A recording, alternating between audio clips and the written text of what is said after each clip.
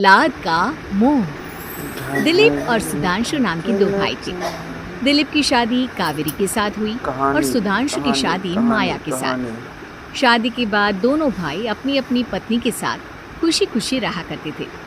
दोनों भाइयों के परिवार एक ही घर में रहता था, साथ में खाना, साथ में घूमना। कुल मिलाकर दोनों भाइयों का परिवार खुशहाल परिवार था। कुछ सालों के बाद दिलीप की पत्नी कावेरी को एक बेटा हुआ।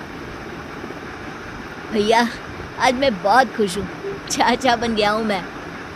हाँ भाई साहब, इस बच्चे के घर में आने से तो रौनक आ गई है। मैं सबको बताऊंगी कि मैं तो चाची बन गई हूँ, चाची। तुम दोनों कितने अच्छे हो। हमारे बच्चे के आने से ऐसे खुश हो रहे हो जैसे ये बच्चा तुम्हारा ही हो। हेलो। बस भैया, अब आपका बेटा इस दुनिया में आ गया ना, हम भी कोशिश करेंगे कि हमारा भी बच्चा जल्दी से इस दुनिया में आ जाए।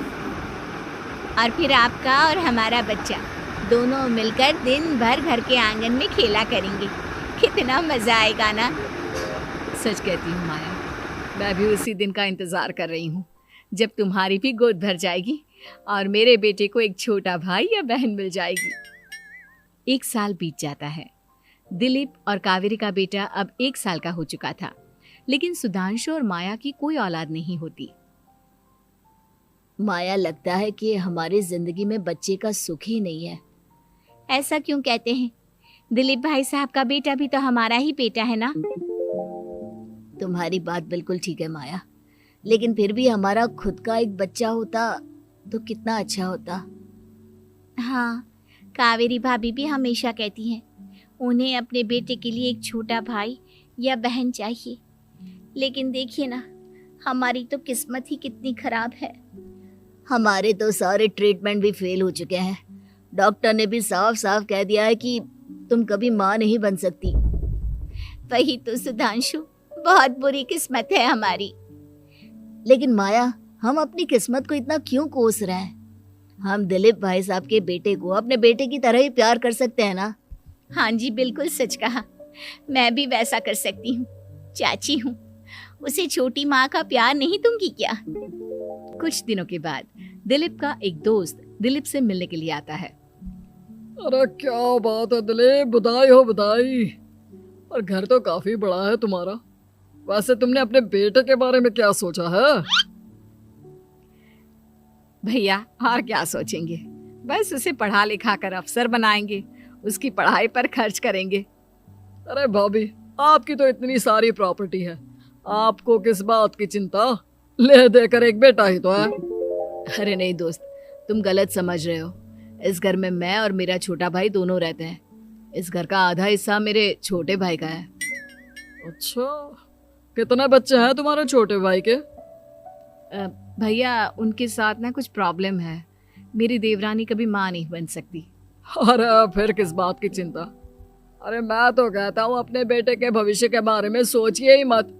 बस ये घर उसके नाम करवा दीजिए। देखिए, आपके भाई का भी कोई बच्चा नहीं है तो सब कुछ आपके बेटे को ही मिलना चाहिए। लेकिन ऐसा करना क्या सही होगा? अगर उनका बच्चा नहीं है तो क्या हुआ? ये घर आधा उनका है, उनकी जो मर्जी है वो करे। अरे कैसी बात करते हो? उनकी कोई औलाद नहीं है, वो क्या करेंगे प्रॉपर्टी अपने नाम रखकर? हाँ, वैसे भाई साहब, आपकी बात तो बिल्कुल सही है। अब जो कुछ भी है वो हमारे बेटे का ही तो है। आखिर वही तो इस घर के वंश को आगे बढ़ाएगा। मैं कल ही देवर जी से बात करती हूँ। अगले दिन सुधांशु और माया, इधर आओ। तुम दोनों से एक बहुत ज़रूरी बात करनी है मुझे। बताइए ना भाभी, क्या बात है? आपको कहीं जाना है तो आप अपने बेटे को मेरे पास छोड़कर जाइए। मैं ही पूरा दिन रख लूंगी उसे। अरे नहीं माया, वो तो मुझे पता है। मैं किसी और चीज़ के बारे में बात करना चाहती हूँ। बताइए ना भाभी, क्या बात है? देखिए देवर जी, आपका कोई बच्चा है नहीं, लेकिन मैं जानती हूँ कि आप हमारे बेटे को अपने बेटे की तरह ही प्यार करते हैं। भाभी, बेटी की तरह नहीं, वो हमारा ही बेटा है। मेरे लिए तो वो मेरा ही बच्चा है। वही तो फिर क्यों ना ये सारी प्रॉपर्टी हम मेरे बेटे के नाम करवा दे, क्योंकि तुम्हारा हो या मेरा, हम सबका एक ही तो है बेटा। लेकिन भाभी, अभी तो वो सिर्फ 1 साल का है। अभी से प्रॉपर्टी उसके नाम करवाने का क्या मतलब है? देखिए देवर जी, जो काम जितना जल्दी हो जाए ना उतना अच्छा। आने वाले वक्त का क्या भरोसा। भाभी भरोसा क्यों नहीं, हम तो हमेशा आपके बेटे को माँ बाप की तरह ही प्यार करेंगे। हाँ, लेकिन फिर भी मैं चाहती हूँ कि ये सारी प्रॉपर्टी मेरे बेटे के नाम हो जाए। अब मुझे नहीं लगता तुम दोनों को इसमें कोई भी परेशानी होगी, है ना?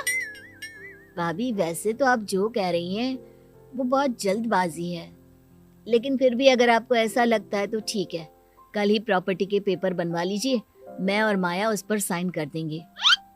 इस तरह से अगले दिन प्रॉपर्टी के पेपर बनवाकर सारी प्रॉपर्टी दिलीप और कावेरी के बेटे के नाम पर करवा दी जाती है। कुछ दिनों के बाद सुधांशु, सुबह सुबह ये कौन लोग आ गए हैं तुम्हारे घर पर? भैया वो ऊपर वाला कमरा खाली पड़ा था ना, सोच रहा था किराएदार रख देता हूँ।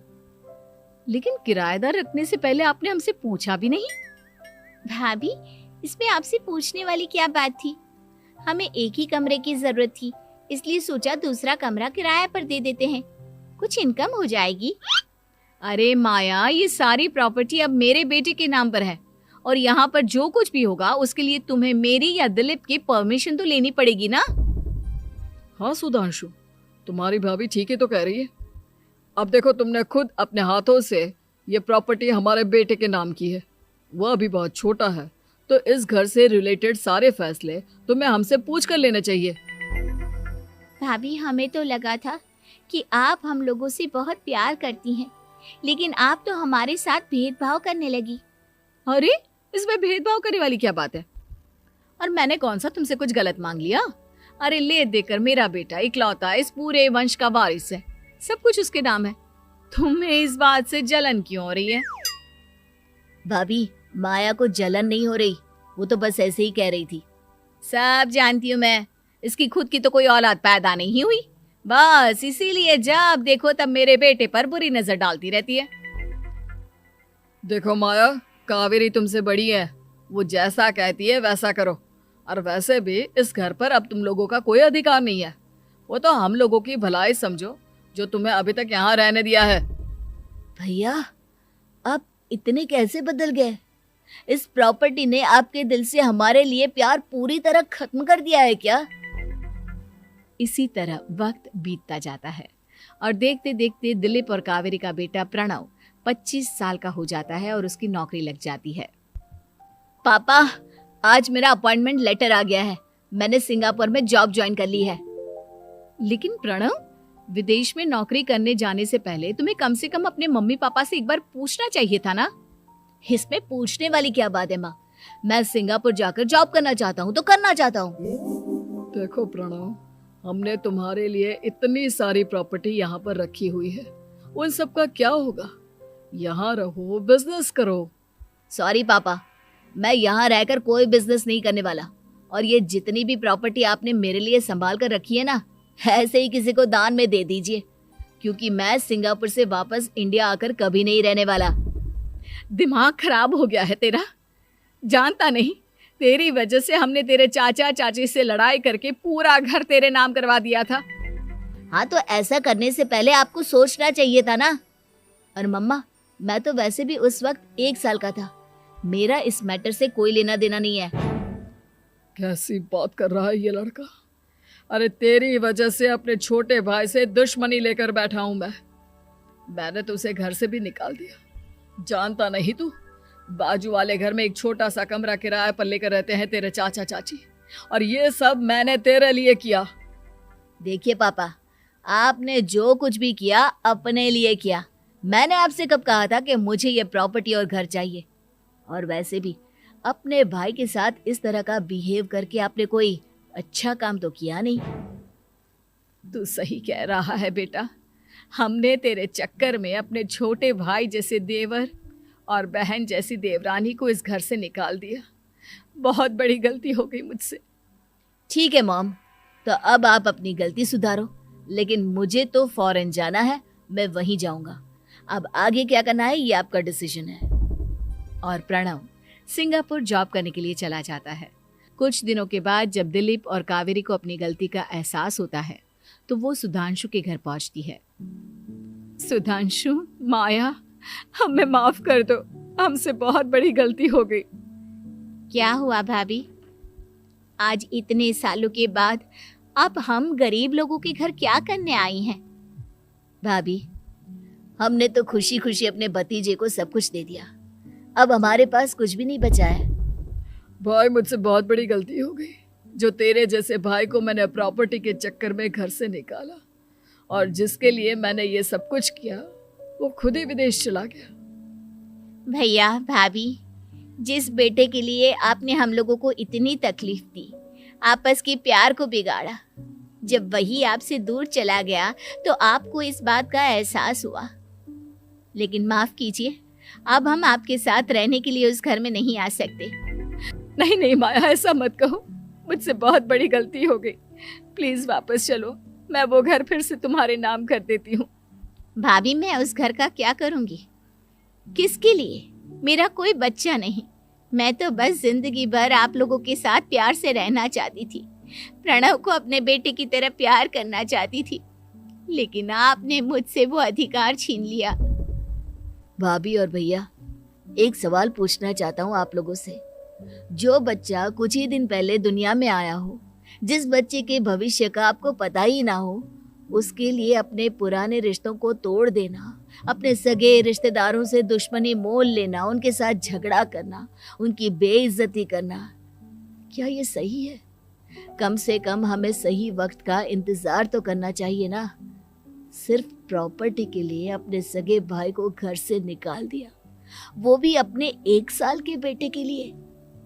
क्या ये वाकई में सही था? जवाब दीजिए मेरी बात का।